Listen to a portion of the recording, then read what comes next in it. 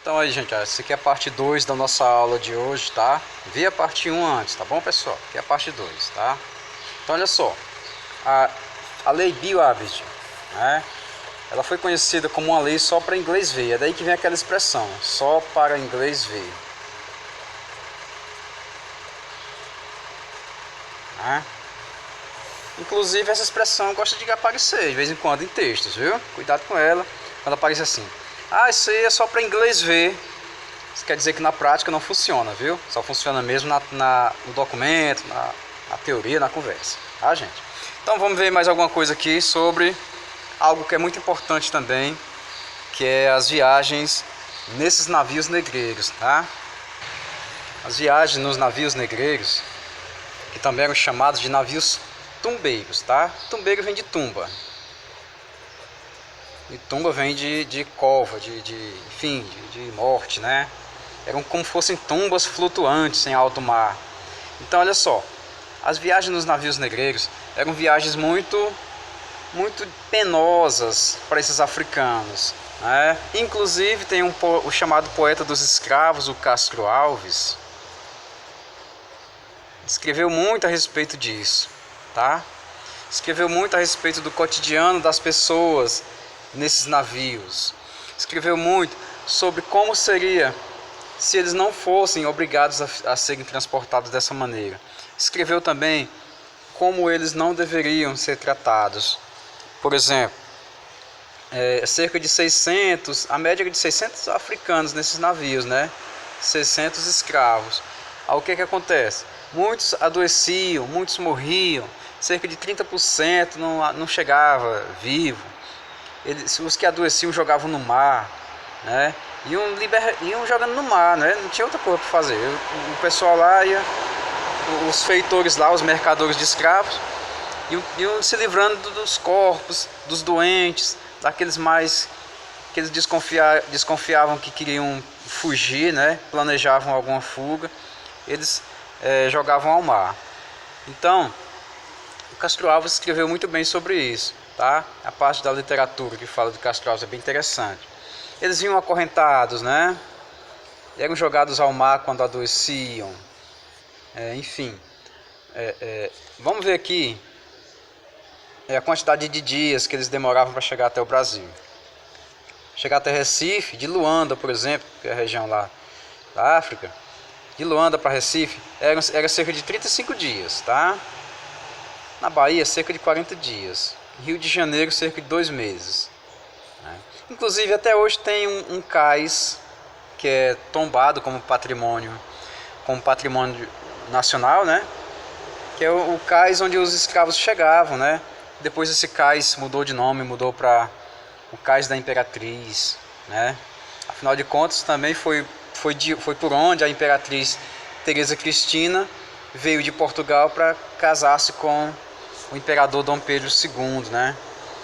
Esse cais ele ainda existe ainda nessa região aí, na cidade do Rio de Janeiro, onde muitos escravos eram, digamos, acorrentados, vendidos ali em praças, transportados para galpões, armazéns, ali para serem comercializados como se fossem coisas, né? Infelizmente é uma mancha que nós temos na nossa história, é uma dívida social incalculável que nós temos na nossa história, na história do Brasil, certo? Então, olha só as etnias que vinham para o nosso país. Os Bantus. Bantus é uma etnia que prevaleceu em Angola e Congo. O que é etnia? Etnia é um povo, né? Vamos dizer, nós somos latinos, somos América Latina. A nossa etnia é ser latino, né? Tem etnia dos germânicos, tem etnia dos saxões, enfim, são povos, são raízes genéticas, essas coisas, né? Então os bantus vieram de Angola e Congo, os sudaneses da Nigéria, Benin e Guiné. Os sudaneses eram mais, digamos, mais caros do que os bantus, né? O pessoal pagava mais pelos sudaneses do que pelos bantus, pela facilidade que eles tinham de aprender mais rápido o idioma, pela facilidade que eles tinham de, digamos, conhecer técnicas mais avançadas do que o pessoal dos bantus, principalmente pelas técnicas agrícolas mais avançadas que o pessoal dos bantus conheciam, né? Não é que Angola também falava português, né? Mas devido ao conhecimento técnico, o pessoal pagava mais caro pelos escravos sudaneses, né? Da Nigéria, de Guiné, de Benin, né? Olha só que importante isso aqui, ó. Aqui é, digamos, a distinção entre os escravos. Eles eram diferentes, né? Tinha o escravo de ganho, que é aquele escravo que trabalhava nas ruas, era uma coisa de urbano mesmo, de cidade, né? O escravo de ganho trabalhava para seu senhor, né? Ele ia vender coisas na rua e voltava e dava o dinheiro para seu senhor. Ele não era necessário ele morar na casa do seu senhor, do seu proprietário, não. Ele alugava uma casa para ele, viu? Ele era um pouco assim até mais livre do que os outros. Ele alugava uma casa para ele, ele ia vender coisas, produtos alimentícios, né, óleo, essas coisas, depois voltava e dava toda a renda para o seu senhor. Esses escravos de ganho poderiam comprar sua liberdade. Futuramente, se eles juntassem alguma coisa, eles poderiam comprar sua liberdade e o seu senhor assinava uma carta, que era chamada carta de alforria, tá? Carta de alforria. E o escravo poderia ser considerado livre. E sendo livre, ele poderia trabalhar por conta própria e comprar seu próprio escravo, viu? Um ex-escravo poderia ter também escravos, ok? E o escravo de eito é o escravo que trabalhava na lavoura, da cana-de-açúcar, do café, do arroz, enfim, do feijão.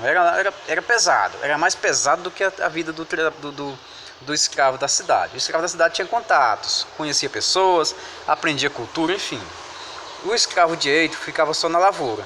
E uma das ameaças que o pessoal fazia para o escravo de ganho era exatamente essa. Se você não se comportar, se você não andar na linha, a gente manda você para o eito.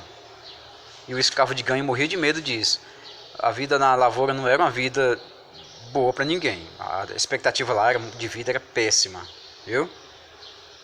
O escravo doméstico era aqueles que trabalhavam nas casas dos proprietários, sendo urbanos ou rurais, tá bom? Aqueles escravos, amas de leite, aquelas escravas que cuidavam das crianças, né? Aqueles escravos mordomos que estavam sempre ali ajeitando as coisas dos seus patrões, seus proprietários. Eu chamo proprietário entre aspas, gente. Eu vou até colocar entre aspas, porque proprietário é uma palavra de... Vocês compreendem, é só para dizer que eles eram considerados coisas e os seus donos eram chamados de proprietários, tá bom?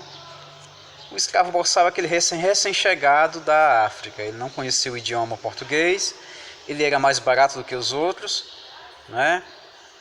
E era um escravo, digamos, inexperiente para serviços. Ele era considerado mais barato que os demais.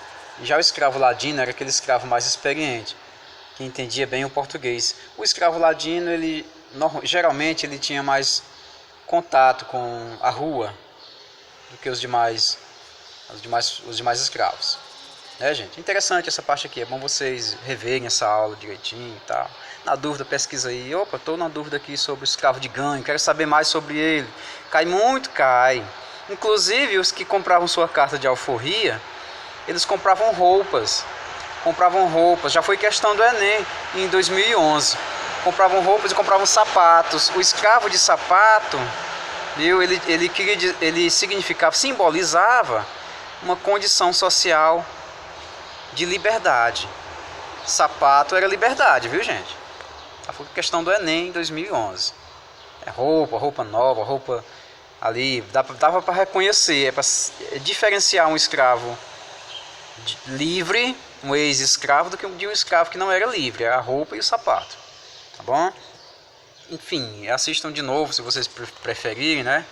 Vamos passar aqui para umas questões que eu trouxe aqui de concurso, tá? Olha só, a CESP-UNB de Brasília, ela é a banca mais requisitada para fazer provas difíceis de concursos. Concurso para você ser diplomata. Ah, professor, eu quero ser diplomata, o que é que eu tenho que fazer? Quero ganhar 40 mil reais por mês, 13º, viajar o mundo todo, aprender muitos idiomas. Para ser diplomata você tem que se formar em qualquer curso superior, viu? Qualquer um deles, não importa qual seja, e fazer uma prova do CESP, uma prova do Instituto Rio Branco para diplomacia. E se você passar, você vai ser diplomata, né? Essa aqui, por exemplo, é para escrivão, né? História do Brasil, apareceu na prova para ser de ação do escrivão, né? Da Câmara dos Deputados, analistas, enfim. Vamos ver o que é que diz a questão. Ó. A história do movimento negro no Brasil teve início na década de 70 do século XX. O movimento negro, né? Com a criação do movimento negro unificado, certo ou errado? Olha só. A história do movimento negro no Brasil teve início na década de 70 do século XX? Ou será que foi bem antes disso? Gente? Foi bem antes disso, né, gente? Inclusive, os quilombos já são do século XVIII. Então, o movimento negro no Brasil já existiu bem antes do século XX. Né? A gente vai falar dos quilombos na próxima aula, que é a parte da resistência à escravidão. Tá? E essa outra questãozinha, são só duas por hoje. Tá? Essa outra diz assim, ó, a respeito da história do período colonial e do período imperial do Brasil, julgue os itens a seguir. A luta dos escravizados, olha a palavra, escravizados pela liberdade ocorreu tanto pela fuga e formação de quilombos, que representavam uma alternativa concreta à ordem escravista, quanto pela negociação. Os escravos reivindicavam momentos livres para se dedicar a seus afazeres, à sua cultura e religiosidade, e às suas famílias, recebendo eventuais concessões. Sim, tá certo. Inclusive, fala da coisa do escravo de ganho, né? Eles tinham sua casinha, eles poderiam alugar o seu pedaço, sua casinha para morar. Gente? Então, gente, ficamos por aqui por hoje. Até a próxima. Na próxima aula a gente vai falar da resistência à escravidão, tá ok? Valeu, tchau.